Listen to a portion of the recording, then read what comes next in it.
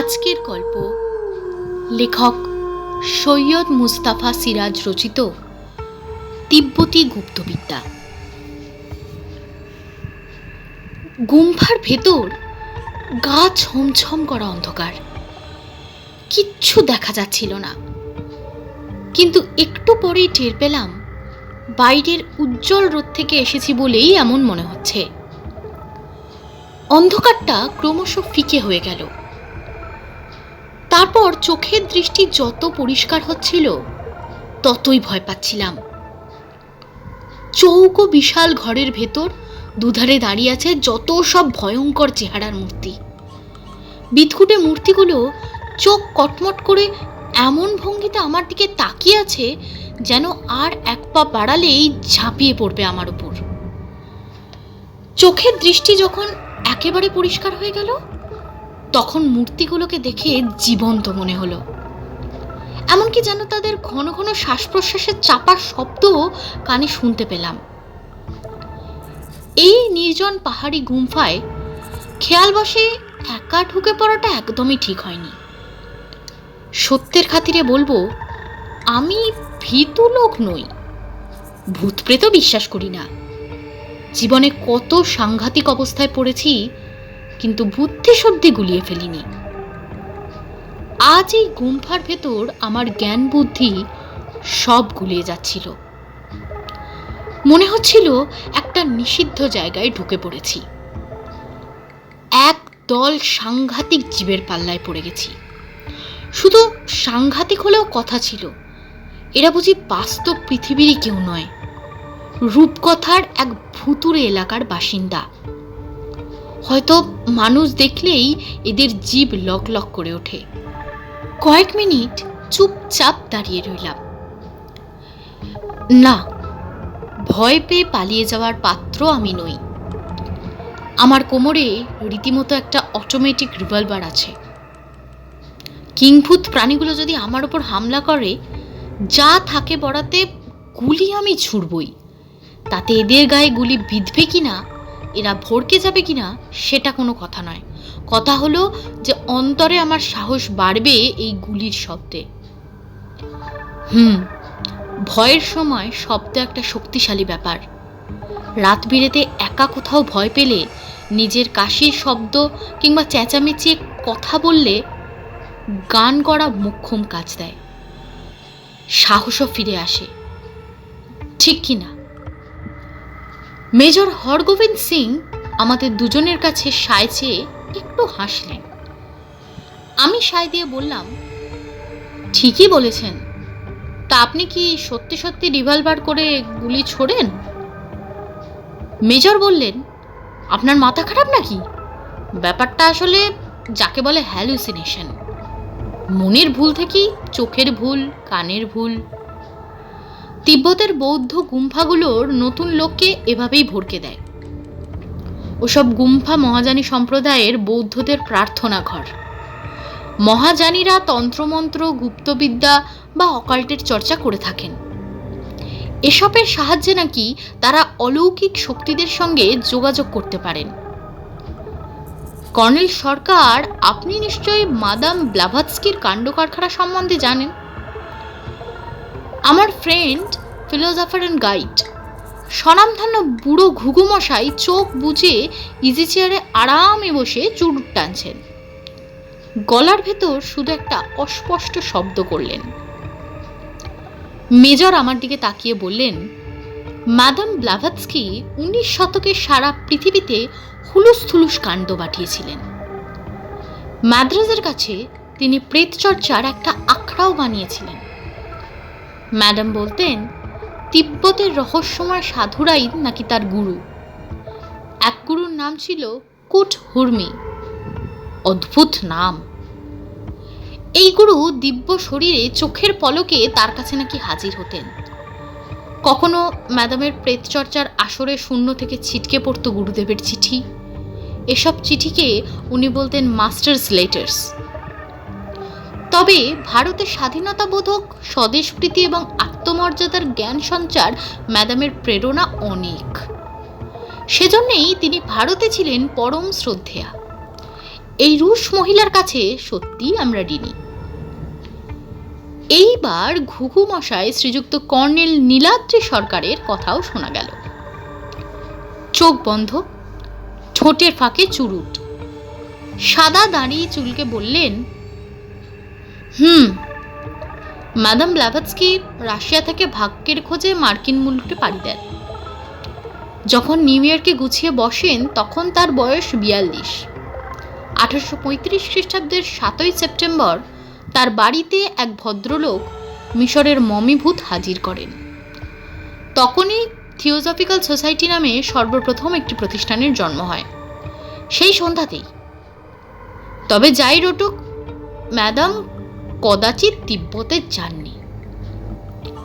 Major বললেন, বলেন কি, আপনি তাহলে এসব মানেন? কি সব? এই যে অলৌকিক শক্তি, ভূত প্রেত, মানি বই কি। এবার আমার অবাক হওয়ার পালা। জানি সর্ববিষয়ে প্রাজ্ঞ এবং সবকিছুতে নাক গলানো এই ধুরন্ধর গোয়েন্দা ভদ্রলোকের জুড়ি কোথাও নেই, কিন্তু উনি নিজেও ভূত প্রেত বিশ্বাস করেন সেটা জানা ছিল না।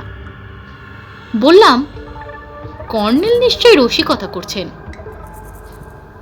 আমার বৃদ্ধ বন্ধু গম্ভীর মুখে বললেন, ডার্লিং, তুমি নিশ্চয়ই শেক্সপিয়ার পড়েছ। শেক্সপিয়ারের মধ্যা কথাটা হচ্ছে এই বিশ্ব ব্রহ্মাণ্ডে অনেক ব্যাপার আছে যাতে মানুষের আক্কেল গুড়ুম হয়ে যাবে। জয়ন্ত রবি ঠাকুরও বলেছেন, বিপুলায় পৃথিবীতে কতটুকুই বা জানি। মেজর সাহেব হতাশ ও বিরক্ত হয়ে বাঁকা মুখে বললেন, আপনাকে আমি যুক্তিবাদী মানুষ ভেবেছিলাম। বোঝাই যাচ্ছে ম্যাডাম ব্লাভাৎস্কির কাণ্ডকারখানা আপনি সত্যি বলেই মনে করেন। অথচ দেখুন, লন্ডনের আত্মা সংক্রান্ত গবেষণা সমিতির পক্ষ থেকে ম্যাডামের ক্রিয়াকলাপের তদন্ত করে বলা হয়েছিল সব জোচ্চুরি। ইতিহাসে এই মহিলার মতো ধূর্ত ঠগ একটাও নেই। কর্নেল মৃদুহাস্যে বললেন, লন্ডনের এই সমিতির সদস্য ছিলেন ববিন টেনিসন, উইলিয়াম জেমস, আরও প্রমুখ প্রখ্যাত ব্যক্তি। আর তাদের পক্ষ থেকে যিনি তদন্ত করেন তার নাম রিচার্ড হডসন। মাদ্রাসের কাছে বঙ্গোপসাগরের তীরে আডিয়ারে ম্যাডামের আখড়ায় তিনি এসেছিলেন। সেটা 1882 খ্রিস্টাব্দের কথা। মেজর হরগোবিন্দ বললেন, এত জেনেও আপনি অকাল্টে বিশ্বাস করেন? আশ্চর্য। তারপর যেন ক্রুদ্ধ হয়ে উঠে দাঁড়ালেন। টুপিটি মাথায় চাপিয়ে ছড়িটি তুলে নিয়ে ভদ্রতাসূচক বিদায় সম্ভাষণ না করেই ঘর থেকে গট গট করে বেরিয়ে গেলেন। কর্নেল বললেন, জয়ন্ত, দরজাটা বন্ধ করে এসো, শুয়ে পড়া যাক। আদেশ পালন করে এসে বললাম, লোকটা ভারী অভদ্র তো। সেজন্য হরগোবিন্দের বদলে ওকে বলা যায় মেজর গোয়ার গোবিন্দ। এই বলে কর্নেল হাসতে হাসতে বিছানার দিকে পা বাড়ালেন। বাথরুম থেকে ফিরে পোশাক বদলানোর সময় লক্ষ্য করলাম কর্নেল নাক ডাকছেন। গ্যাংটক থেকে প্রায় 100 মাইল দূরে তিব্বত সীমান্তে হিমালয়ের বুকে এই বাংলোটা সড়ক দপ্তরের। পেছনে খাড়া পাহাড় নেমে গেছে লাচেন নদীতে, তার ওপারে ঢালু হয়ে উঠে গেছে আরও পাহাড়, চির তুষারের এলাকা ওদিকে। বিকেলে নদীর ওপারের পাহাড়ে একটা গুম্ফা দেখেছিলাম, সেই নিয়ে কথা শুরু হলো। মেজর হরগোবিন্দ আমাদের সঙ্গী নন, তিনি আগেই এসেছেন, যেচে পড়েই আলাপ করেছেন। কর্নেল এবং উনি দুজনেই সমর বিভাগের লোক, দুজনেই রিটায়ার করেছেন, অতএব দুজনের মধ্যে ভাব হতে বেশি দেরি হয়নি। কিন্তু যেভাবে চটে মোটে গেলেন, আমার বিশ্বাস কাল সকাল থেকে উনি কর্নেলের মুখদর্শনও করবেন না। কাল সকালে 3 জনে মিলে নদী পেরিয়ে ওই গুম্ফা দেখতে যাওয়ার কথা।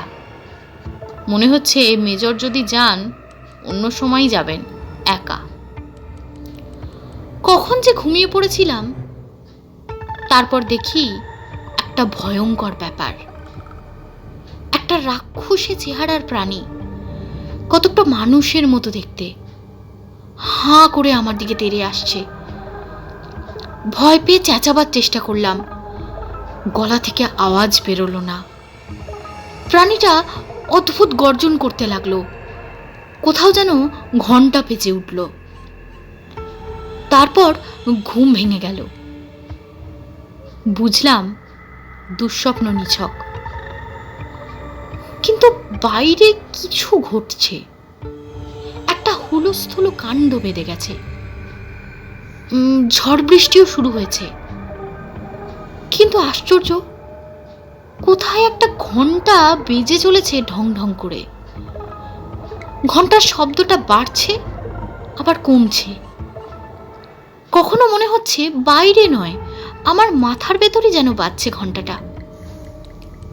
অতিষ্ঠ হয়ে ডাকলাম, কর্নেল, কর্নেল। কর্নেলের সাড়া এলো ওপাশের বিছানা থেকে। কি জয়ন্ত, ভয় পেলে নাকি? আরে ভয় পাওয়ার কি আছে, ঝড় বৃষ্টি হচ্ছে, শুনছো না?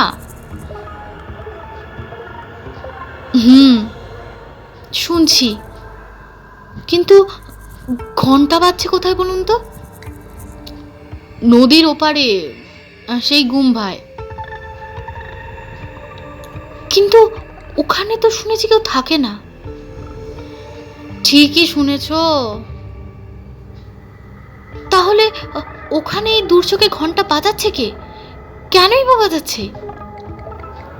জয়ন্ত, তখন বলেছিলাম পৃথিবীতে এমন অনেক ঘটনা ঘটে যাতে আক্কেল গুড়ুম হয়ে যায়। বিরক্ত হয়ে বললাম, তাহলে কি ভূতে ঘন্টা বাজাচ্ছে বলতে চান? কর্নেল যেন আপন মনে বললেন, ঝড় বৃষ্টি দুর্যোগের রাতেই ওরা জেগে ওঠে। যত অশরীরী অতৃপ্ত আত্মারা এই গুম্ফায় গিয়ে প্রার্থনা করে। ওরা যে মুক্তি চায়, নিছক মুক্তি নয়, বৌদ্ধ ধর্মে যাকে বলে মহাপরিনির্বাণ। তারপর তার জন্ম নেই, জরাব্যাধি নেই, মৃত্যু নেই। সে কি খাসা অবস্থা। তারপর আচমকা আবারও ওর নাক ডাকা শুরু হলো।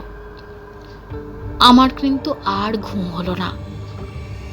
ঝড়ের দাপটে বাংলোটা কেঁপে উঠছিল। ভয় হচ্ছিল উড়িয়ে নিয়ে গিয়ে 1000 ফুট গভীর নদীতে ফেলে দেবে। আর সেই অদ্ভুত ঘন্টার শব্দ এক টানা শোনা যাচ্ছিল, কখনো মৃদু, কখনো তীব্র। এমন অস্বস্তিকর রাত জীবনে আসেনি। সকালে ঘুম ভেঙে দেখি গোয়েন্দা প্রবর যথারীতি প্রাতঃভ্রমণে বেরিয়েছেন। বাইরে আকাশ মোটামুটি পরিষ্কার। বিশ্বাসই হচ্ছে না যে রাতে অমন ঝড় হয়েছে। তবে গাছপালা ঝোপঝাড়ের রং আগের থেকে খুলে গেছে। একটু পরেই কর্নেল ফিরলেন। বললেন, দুঃসংবাদ, লাচেঞ্চু নদীতে রাতারাতি জল বেড়ে গেছে। জল না কমলে ওপরের গুম্ফা দেখতে যাওয়া যাবে না। তবে তার চেয়েও দুঃসংবাদ, আমাদের মেজর সাহেবের আর পাত্তা নেই। চৌকিদার যা বলল তাও ভারী অদ্ভুত। বেডটি দিতে গিয়ে নাকি দেখে ওর ঘরের দরজা খোলা, বিছানা লন্ডভন্ড, মেঝেয় এক পাটি আর দরজার কাছে এক পাটি স্লিপার পড়ে আছে। কেউ বা কারা তাকে জবরদস্তি করে ধরে নিয়ে গেছে। সে কি বলেই হন্তহন্ত হয়ে পা বাড়ালাম। কর্নেল আমার হাত ধরে বাধা দিয়ে বললেন, ঝুটকো ঝামেলায় গিয়ে লাভ কি জয়ন্ত? চৌকিদার থানায় গেছে, পুলিশ এসে ও নিয়ে মাথা ঘামাক। বরং চলো বাজারের দিকে কোথাও ব্রেকফাস্ট করা যাক, খিদে পেয়ে গেছে। পুলিশ তো আমাদেরও জিজ্ঞেস করবে। যখন করবে যা জানি বলবো। এখন চলো তো, খালি পেটে কেবলই ভাবনা বাড়তে থাকে। পা খানিক দূর বাড়িয়ে বললাম, কিন্তু আমরা তো কিছু জানি না এই ব্যাপারে। কর্নেল দরজায় তালা এঁটে বললেন, নদীর ধারে এক জায়গায় দেখলাম পাথরের গা বেয়ে অজস্র অর্কিড গজিয়েছে। এই সব অর্কিডেই এখনই ফুল ফোটে। অবিশ্বাস্য সে দৃশ্য ডার্লিং, অবিশ্বাস্য। ফলের ওপর ঝাঁকে ঝাঁকে প্রজাপতি উঠছে। নীল পাখনায় কালো ফুটকিওয়ালা এক জাতের প্রজাপতি দেখলাম। আমার সংগ্রহে এই ধরনের প্রজাপতি নেই। আতকে উঠে বললাম, সর্বনাশ, আমি আপনার পেছন পেছন ছুটোছুটি করে বেড়াতে পারবো না কিন্তু এইসব ব্যাপারে বলে দিচ্ছি। মেজরের ঘরটা বাংলোর পিছন দিকে, গেট থেকে দেখা যায় না। খুব কৌতূহল ছিল, কিন্তু কর্নেল যেন তার টের না পায় আমার কাঁধ ধরে একরকম ঠেলেই নিয়ে চলে গেলেন। ঘোরালো পথ ধীরে ধীরে নেমেছে উপত্যকার সমতলে। পিচের রাস্তায় কিছুটা হেঁটে বাজারে গিয়ে উঠলাম। ছোট বাজার, ভিড়ভাট্টা তেমন নেই। একটা চায়ের দোকানে দাঁড়িয়ে দাঁড়িয়ে খেয়ে নিলাম আমরা।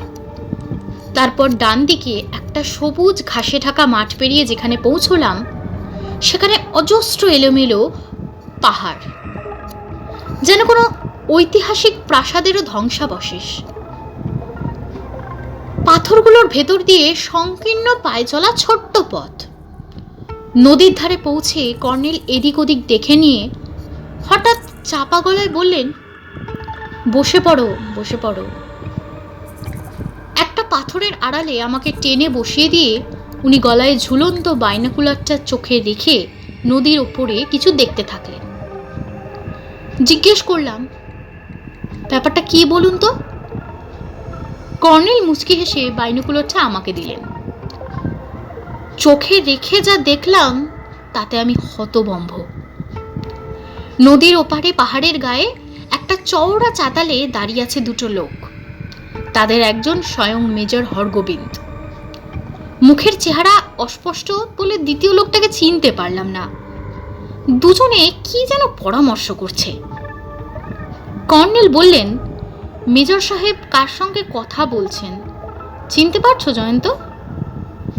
বললাম, না তো। কে ও? একে কি দেখেছি আগে কোথাও? দেখেছো ডার্লিং, দেখেছো। আশা করে গ্যাংটকের সেই ম্যাজিশিয়ানটিকে তোমার মনে আছে? আশ্চর্য কিছু ম্যাজিক দেখিয়েছিলেন। চার ধারে লোকের চোখের পাহারা, তার মধ্যেই তাক লাগানো খেলা দেখাচ্ছিল। খেলা ভাঙলে কর্নেল তার সঙ্গে আলাপ করেছিলেন। বুড়ো মাঝে মাঝে যেন কেমন শিশু হয়ে ওঠেন। ম্যাজিক দেখে সে কি খুশি, ম্যাজিশিয়ানকে 10 টাকা বকশিস পর্যন্ত দিয়ে বসলেন। লোকটা এখন মেজর হরগোবিন্দ সিং এর সঙ্গে কথা বলছে নদীর ওপারে এক দুর্গম জায়গায়। আর মেজর ভদ্রলোক নাকি নিখোঁজ হয়েছেন। ঘরের বিছানা নাকি লন্ডভন্ড, পায়ের চটি ছিটকে পড়েছে, কারা যেন জবরদস্তি ধরে নিয়ে গেছে। মাথা মুন্ড কিছুই বোঝা যাচ্ছে না। গুম হয়ে বসে আছি দেখে কর্নেল বললেন, কিছু বুঝলে জয়ন্ত? একটুও না। আপনি কিছু বুঝেছেন? না। অতএব চলো, ব্যাপারটা বোঝা দরকার। চলো জয়ন্ত, ওপরে যাই। যাবেন কিভাবে? নদীতে এখন ভাঙছে। কর্নেল বললেন, মাইলচাক উজানে একটা দড়ির সাঁকো আছে, এসো। কিন্তু সাবধান, পাথরের আড়ালে আড়ালে আমাদের যেতে হবে। যেতে যেতে লক্ষ্য করলাম খালি চোখেও দেখা যাচ্ছে ওপাশের পাহাড়ের চাতালে দুটো ছোট্ট আবছা মূর্তি।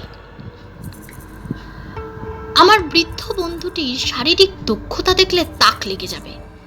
ভাগ্যিস ছাত্র জীবনে মাউন্টেনিয়ারের ভালো ট্রেনিং নিয়েছিলাম। বারতুই পর্বত অভিযানেও দৈনিক সত্যসেবকের পক্ষ থেকে সাংবাদিক হিসেবে যোগ দিয়েছিলাম। প্রাণান্তকর রজ্জু সেতু পেরিয়ে বিস্তর পাহাড়ি গোলকধাঁধায় ঘুরে ঘুরে যখন চাতালের কাছে এসে পৌঁছলাম, তখন অবস্থা শোচনীয়। মেজর এবং ম্যাজিশিয়ান আমাদের অপেক্ষায় বসে থাকার পাত্র তো নন।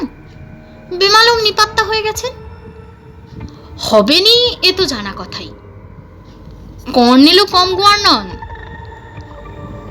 আমার মনের কথা আঁচ করে গোয়েন্দা প্রবর বললেন, এ বৃদ্ধের প্রতি রুষ্ট হয়েও না। আমরা খুব পবিত্র জায়গায় এসে পৌঁছেছি। ওই সেই রহস্যময় গুম্ফা যেখানে ঝড়ের রাতে ঘন্টা বাজে। ঘুরে দেখি, আরে তাই তো, ডাইনে এক ফালি রাস্তার মাথায় গুম্ফা দেখা যাচ্ছে। আমরা উত্তর ঘুরে পূর্বে এসেছি, ওপারে পশ্চিমে আমাদের বাংলোটা। কর্নেল চাতাল মতো জায়গাটা চোখ বুলিয়ে বললেন, চলো আমরা গুম্ফার দিকেই যাই। এবেলা আমরা গুম্ফার লামা মহোদয়ের আতিথ্য নেব। ভেবো না, ওরা খুবই অতিথিবৎসল। এদিকটায় গাছপালা নেই বললেই চলে, কিন্তু ঝোপঝাড় আছে। গুম্ফার সামনে প্রকাণ্ড একটা রঙিন প্রার্থনা চক্র, মন্ত্র খোদাই করা আছে। দেখে মনে হলো 1000 বছরের পুরনো। কাঠের বারান্দায় উঠতেই এক প্রৌঢ় লামা হাসি মুখে হিন্দিতে বললেন, আইয়ে আইয়ে, কাহা সে আতে হ্যাঁ আপ লোগ। আলাপ পরিচয়ের পর ভেতরে নিয়ে গেলেন। চৌকো প্রশস্ত ঘর, সামনে বেদির ওপর বিশাল বুদ্ধ মূর্তি, কিন্তু দুধারে দেয়াল ঘেঁষে দাঁড় করানো মূর্তিগুলো দেখে চমকে উঠলাম। মেজর সাহেব ঠিক এমনই বর্ণনা দিয়েছিলেন, মনে পড়ে গেল। বিকট সব মূর্তি সার বেঁধে দাঁড়িয়ে আছে। ছাদের ওপর দিক থেকে সূর্যের আলো এসে পড়েছে ঘরে, নইলে অন্ধকার জমে থাকতো। পাশের একটা ঘরে নিয়ে গেলেন লামা। আমরা মেঝেয় বসলাম। উনি কাঠের আসনে বসে বললেন, আমি সকালে আসি, সন্ধ্যের আগে চলে যাই। ওপর থেকে নতুন গুম্ফায় আমরা অনেকে মিলে থাকি। এই গুম্ফাটা দেখাশোনার দায়িত্ব আমার ওপর, তাই রোজই কম বেশি আসতে হয়। কর্নেল বললেন, শুনেছি এই গুম্ফায় রাতে থাকলে নাকি বিপদ ঘটে, তা কি সত্যি? লামা একটু হেসে বললেন, এমনকি দিনেও কখনো কখনো দেখা যায় এই গুম্ফায় মারকে। খুব সাহসী না হলে এখানে দিনেও থাকা কঠিন। এই তো আজ সকালে যখন দরজা খুলে ঢুকলাম, স্পষ্ট দেখলাম মার দাঁড়িয়ে আছে, বিকট তার মূর্তি। জোরে মন্ত্র পড়তে শুরু করলাম, তারপর অদৃশ্য হয়ে গেল। আসলে গুম্ফার ছাদের মাথায় ওই যে দেখলাম সূর্যের আলো ঢোকার ব্যবস্থা, ওটাই মারকে দিনে দুর্বল করে রাখে। মার অন্ধকারের শক্তি কি না। যাকে ছাড়ুন, আপনারা ক্ষুধার্ত, আপনাদের সেবার অনুমতি দিন। লামা একটা বেতের ঝুড়ি থেকে চাপাটি, দুধ, ফল বার করলেন। খিদেও পেয়েছিল প্রচণ্ড, গোগ্রাসে খেলাম। কোণার দিকে ফায়ার প্লেসও রয়েছে, সেখানে আগুনের কুণ্ড জেলে চা তৈরি করলেন লামা। চা খেয়ে ক্লান্তিটা খানিকটা গেল। কর্নেল বললেন, আমরা প্রার্থনা ঘরটা এবার দেখতে যাই, চলুন। লামা বললেন, নিশ্চয়ই, চলুন, আমি এখন ওই ঘরেই প্রার্থনায় বসবো। প্রার্থনা ঘরে ঢুকেই লামা হঠাৎ চমকে উঠলেন, তারপর কাঁপা কাঁপা গলায় মন্ত্র পড়তে থাকলেন। কর্নেল আমার কানের কাছে ফিসফিস করে বললেন, দেখতে পাচ্ছ জয়ন্ত, সূর্য নিশ্চয়ই পশ্চিমে একটু ঢলেছে। ছাদের সেই জায়গাটা দিয়ে রোদ সোজাসুজি ঢুকছে না, তার ফলে ঘরের ভেতরটা এখন অস্পষ্ট, অন্ধকার। আবছার মতো কি একটা দাঁড়িয়ে আছে বেদির তলার দিকে, অবিকল মানুষের মতো একটা কালো মূর্তি। দেখা মাত্র আমার হৃৎপিণ্ডে রক্ত চলকে উঠল। যা দেখছি তা কি সত্যি? কারণ মূর্তিটা আসলে মেঝে থেকে 2 ফুট উঁচুতে শূন্যে ভাসছে, দুলছে। তারপরেই বাইরে একটা শনশন শব্দ উঠল। প্রার্থনা ঘরের দরজাগুলো মচমচ করে উঠল। বাইরে থেকে ঝোড়ো হাওয়া এসে ঢুকলো। ছাদের ঘুলঘুলিতে যেটুকু আলো আসছিল হঠাৎ তাও বন্ধ হয়ে গেল। অন্ধকারে ঘরটা ভরে গেল। তারপর কর কর করাত করে বাজ পড়ল কোথা থেকে। মেঘ ডাকতে শুরু করলো। দরজা দিয়ে বিদ্যুতের ঝিলিক ঢুকলো ঘরে মুহুর্মুহু। তাতেই দেখলাম শূন্যে দাঁড়ানো মূর্তিটা ভয়ঙ্করভাবে দুলছে। তারপর শুরু হয়ে গেল বুক হিম করা সেই ঘণ্টার ধ্বনি, ঠিক কাল রাতের মতন, কখনো তীব্র কখনো মৃদু। তার তালে তালে রহস্যময় ছায়ামূর্তিটিও দুলতে থাকলো। লামার চিৎকার শুনলাম, পালিয়ে আসুন, পালিয়ে আসুন। কর্নেল আমার কাঁধ আঁকড়ে বলে উঠলেন, নোনো না, নোনো না, চুপচাপ দাঁড়িয়ে থাকো। লামাকে ছিটকে বড় দরজা দিয়ে বেরিয়ে যেতে দেখলাম। সেই সঙ্গে চোখে পড়ল বাইরে তুমুল ঝড় বৃষ্টি চলছে। কাঠের তৈরি প্রাচীন গুম্ফা মচমচ করে কাঁপছে। বেদির ওখানে মারকে আর দেখতে পেলাম না, সে একেবারে অদৃশ্য হয়ে গেছে।